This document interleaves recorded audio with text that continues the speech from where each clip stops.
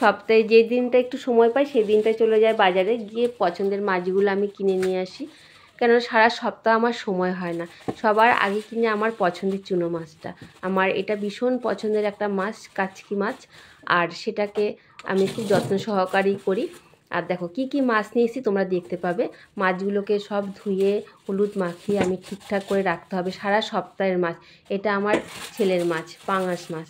খুব ভালো খায় এই মাছটা, জানো তো। আর যেহেতু কাটা নেই, কাটা ছাড়া মাছগুলো খুব ভালো খায়। আর দেখো এবার মাংসটা আমি ঢেলে নেব। মাংসটা ঢেলে আমি ভালো করে ধুয়ে নুন হলুদ মাখিয়ে রাখবো। মাংসটাকে দুভাগ করবো, কেননা সলিড মাংসটা বাড়িতে যেহেতু আমার কেউ খায় না, ওটাকে আলাদা করে রেখে দেবো। আর হয়তো একটুখানি কোনো দিন মোমো করলাম বা একটু চিলি চিকেন করলাম, ছেলেকে করে দিয়ে এগুলো ও খেয়ে নেয়। আর মাংসটা ভালো করে ধুয়ে আমি ডিপ ফ্রিজে রেখে দিই, কারণ 2-3 দিন পর করবো। আর মাংসটা ফ্রিজে রাখলে না খুব নরম সফট হয়ে যায় আর ভালোও লাগে খেতে। এভাবে রেখে দিই আমি মাংসটা। আর এটা পাঙাশ মাছ, আমার ছেলের খুব পছন্দের মাছ এটা। এটাকে ভালো করে ধুয়ে আজকেই রান্না করবো, এটা রাত্রেবেলা রান্না করবো। ভালো করে ধুয়ে নুন হলুদ মাখিয়ে ফ্রিজে রেখে দেবো। আর এটা নিয়েছি ভোলা মাছ। ভোলা মাছটাকে দেখো আমি প্যাকেটিং করব।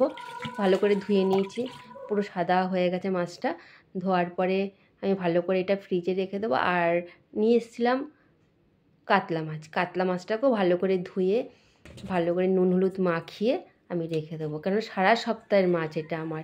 আমি কিন্তু একদিনের মাছ নয় এটা, কেননা মাছ না হলে আমি যেহেতু এক তরকারি ভাত করি, শুধু মাছটাই করি, মাছ বা অন্য একটা কিছু ভাজা করে নিলাম তাতে হয়ে যায়। তাই এই মাছগুলো আমাকে কিনে রাখতে হয় সারা সপ্তাহের জন্য। এবার আমি দেখো সবগুলো সুন্দর করে ফ্রিজে রেখে দেবো। ফ্রিজে রেখে দিয়ে এই চুনো মাছটাকে এবার ভালো করে ধুয়ে নেবো। ভালো করে না ধুলে না বালি বালি হয়। 3-4বার 5বার করে ভালো করে ধুয়ে আমি ঝাঁঝরির মধ্যে রেখে দেবো।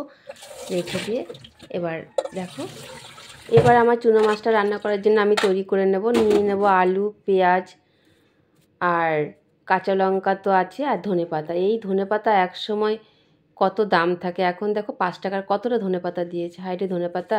যাই হোক, এবার পেঁয়াজকলি নিয়ে নিয়েছি। দেখো আমি রান্না করার জন্য পেঁয়াজকলিটা ভীষণভাবে জমে যাবে। এবার মাছগুলোকে আমি যত্ন সহকারে ফ্রিজে ঢুকিয়ে দেব। মাংসটাকে রেখে দেব ডিপ ফ্রিজে, আর মাছগুলোকে রেখে দেব নিচের দিকে করে। একটু জায়গা করতে হবে, ফ্রিজে জায়গা নেই, জায়গা করে নেব। Hello, good afternoon. তোমরা কেমন আছো বলো? এখন কটা বাজে বলো তো? 3টে বাজে। আমি রান্না বসিয়েছি। কি করলাম বলো তো? সব কিছু ধুয়ে টুয়ে যখন নিচ্ছি তখন একটা ভিডিও করে রাখলাম, সেগুলো দিতে হবে। কেননা ভিডিও তো আমাকে দিতে হবে ফেসবুকে, দিতে হবে আমার ইউটিউবে, ঠিক আছে? সেগুলো তো আমার তৈরি করতে হবে। যেরকম খাওয়ার জন্য আমরা তরকারি সবজি রান্না বান্না করি, ঠিক সেই রকমই তো ফেসবুকে খাওয়াতে হবে, ইউটিউবকে খাওয়াতে হবে। তার জন্য আমাকে কিছু করতে হয়। সেই জন্য ওইসব করতে করতে 3টে বেজে গেল। এখন মাছ চচ্চড়ি বসিয়েছি, ভাতটা হয়ে গেছে। এখন মাছ চচ্চড়ি দিয়ে আর ভাত দিয়ে আজকে দুপুরটা বেলা, বা রাত্রেবেলা রান্না আছে। এখন রান্নার সময় নেই, ঠিক আছে? আর রাত্রেবেলা করবো। আর এখন করে নিচ্ছি মাছ চচ্চড়ি। মাছ চচ্চড়ি দিয়ে দুপুরবেলা খেয়ে নেবো।